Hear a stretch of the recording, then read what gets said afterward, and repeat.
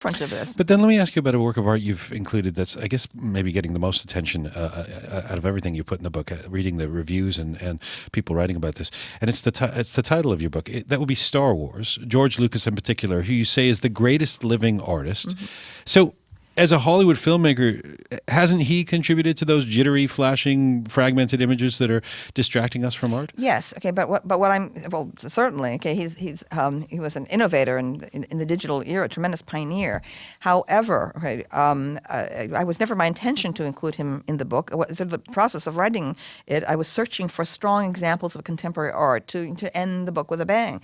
But I could not find any that could hold up to the masterpieces that are in the book from, crossing all those centuries, from antiquity through the Renaissance, right down through the 19th century.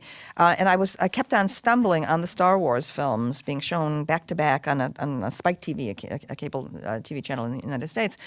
And by coming into the films by accident, irrespective of the storyline, I began noticing visual elements in them that were really impressing me. And this finale of Revenge of the Sith, which is the sixth film that Lucas made in the series, but belongs narratively to the midpoint of the saga, began to overwhelm me. I thought, my God, this is daring. It has the emotional intensity of a Puccini opera. The visuals are like apocalyptic romantic nature painting.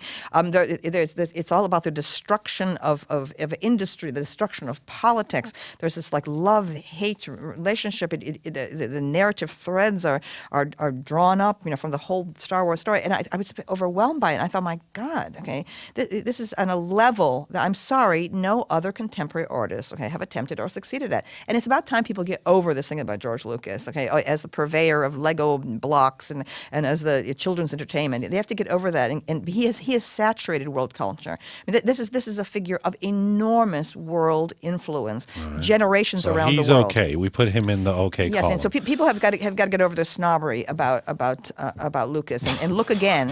I'm just asking. This coming from the woman who can't find a contemporary artist that you think is of quality. No, but it's very wizened and derivative. There's absolutely nothing in the contemporary arts. I'm sorry that when you look at it, does not remind you of 10 other things over the past century. Most of them better.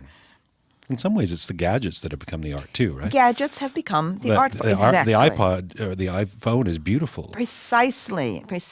Our aesthetic experiences are now in industrial design. But this is worrisome because there's no spiritual development, from contemplating the iPhone. Very quickly, I've got 2 minutes left with you here, and I'd be remiss. I'm so eager to hear your ideas and your conclusions or your reflections on the big election you just had in your country a couple of days ago, the re-election of Barack Obama, albeit by a slim margin, but then again, what some have called a cultural shift in terms of the demographics and the way the voting went. Camille Paglia, your thoughts on the election? Well, I think that what the results show is the split in the United States is exactly even and absolutely amazing how polarized the United States is, and why we need people to be able to go back and forth and to try to reconcile this this barrier. Now, I voted for Obama in 2008 and contributed to him, but I became very disillusioned with his continuation of war, his use of drones, many other things. So I voted protest and for the Green Party in this particular election. But I think it was best for the nation, that he be reelected. He's a great symbol, of a multicultural geopolitics. Even though his administration itself, I think, has been incompetent in its in practically every level.